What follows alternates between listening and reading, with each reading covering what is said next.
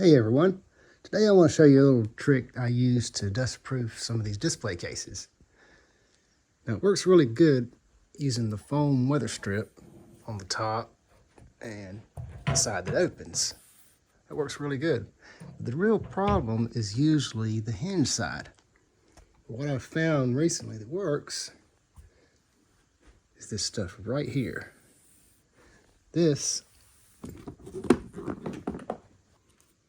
is called U-channel edge trim, and I'll leave a link in the description to the exact same product that I got from Amazon. Just slips over the edge of the glass, and you see when you close the door here, it comes a lot closer to sealing this gap than not having anything at all. It also works pretty good on this type of curio as well. The glass doors on these types of curios tend to slide at this point back and forth. So after you put it on, you can just slide it pretty much back against the edge to get it close.